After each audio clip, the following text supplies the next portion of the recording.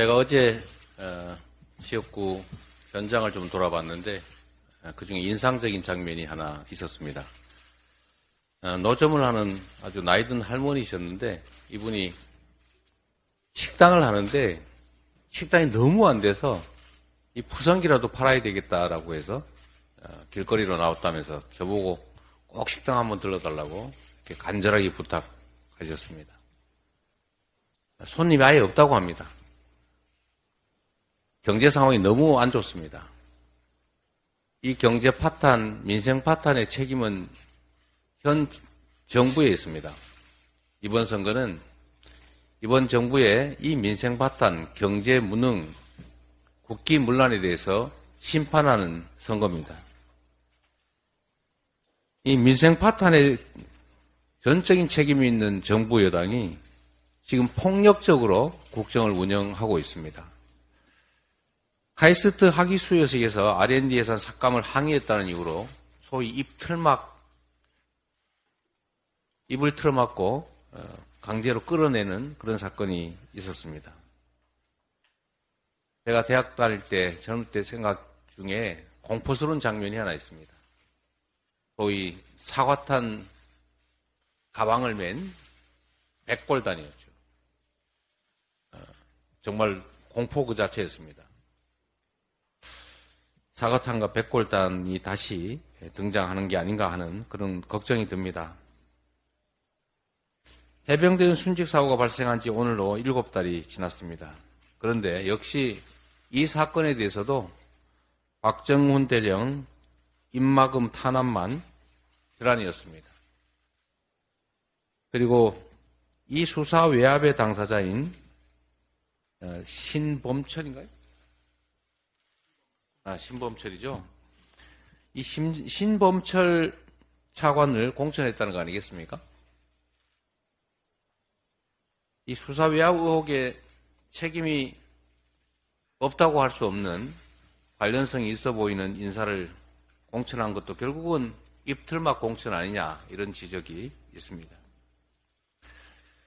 이번 총선에서 이런 폭정을 반드시 멈춰 세우고 민생 파탄, 경제 파탄의 책임을 물어야 합니다. 만약에 이번 선거에서 마지막 보루라고 할 수 있는 입법권까지 그들 손에 넘겨주게 되면 정의와 상식이 다 무너진 그야말로 절대 왕정으로 복귀하지 않을까 심하게 우려됩니다. 경제 파탄은 계속될 것입니다. 국민들의 입은 틀어막히고 귀도 막힐 것입니다. 민주주의는 그야말로 질식하게 될 것입니다. 의대 정원 확대를 둘러싸고 논란이 심각하고 우리 국민들의 걱정이 많습니다. 이해할 수 없는 게 그렇습니다. 어떻게 한꺼번에 2,000명을 증원하겠다는 그런 발상을 할 수 있는지 참 걱정이 됩니다. 그래서 한간에 이런 시나리오가 떠돕니다. 도저히 수용할 수 없는 요구를 던진 다음에 혼란과 반발을 극대화시켜서 국민들의 관심을 끌어모은 연후에 누군가가 나타나서 이거를 규모를 축소하면서 원만하게 타협을 끌어내는 그런 정치쇼를 하려는 거 아니냐라는 지적입니다. 저도 똑같은 생각을 합니다. 왜 이런 무리한 수를 던졌을까? 우리 민주당 정부에서 연간 400명 정도를 증원하자. 10년간. 이런 제안을 했을 때 여당의 반응이 어땠는지 생각이 됩니다. 그런데 무려 그 400명의 5배가 되는 연간 2,000명을 지금 당장 증원을 하면 지금 현재 의대들이 이 2,000명을 수용할 수 있습니까? 저는 불가능하다고 봅니다. 그걸 과연 정책 당국이 몰랐을까? 저는 다 예측했을 것이라고 생각합니다. 그 정도로 바보는 아니겠죠.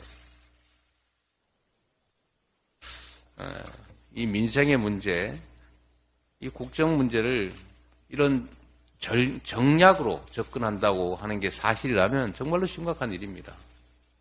권력을 사유한 결과 아니겠습니까? 그러지 않을 것이라고 믿습니다. 그래서는 안 됩니다. 의사수를 늘리는 일은 단순히 덧셈하는 산수 문제가 아닙니다. 정원학대의 목적을 분명하게 하고 그게 성과로 이어질 수 있도록 치밀하게 개선하고 타협하고 협의하고 조정해야 되는 국정과제입니다. 고차 방정식입니다. 공공의료, 필수의료, 지역의료 확충을 위해서 정원학대가 필요합니다. 그러나 그 내용 역시도 공공의대 설립, 또 지역의대 설립, 지역의사제 도입 같은 그런 중요한 컨텐츠들이 있어야 합니다. 총선용 포퓰리즘 정략이 아니고 국민을 살리는 실현 가능한 정책이 되도록 해야 합니다. 우리 더불어민주당에서 이번 심각한 의사정원 증가 문제로 인한 이 사회적 갈등, 혼란을 해결하기 위해서 비상대책기구를 만들어서 의사협회 측과 협의하도록 하겠습니다. 그리고 정부 여당과도 협조를 끌어내겠습니다. 이 과격한 방식이 아니라 합리적인 방식으로 점진적으로 적정한 수의 의사수를 늘리는 쪽으로 협의하고 그 내용조차도 공공, 지역 의료를 확충하는 방식으로 가능한 안을 저희가 만들어내겠습니다. 다시 한번 말씀드리지만 국정을 정략적 목표로 운영해서는 안 됩니다. 국민이 위임한 권력을 국민과 국가를 위해서 사용해야지 이걸 특정 정치 집단의 이익을 위해서 남용하고 국정과 국민의 이익을 해쳐서는 안 된다라는 점을 엄중하게 경고합니다.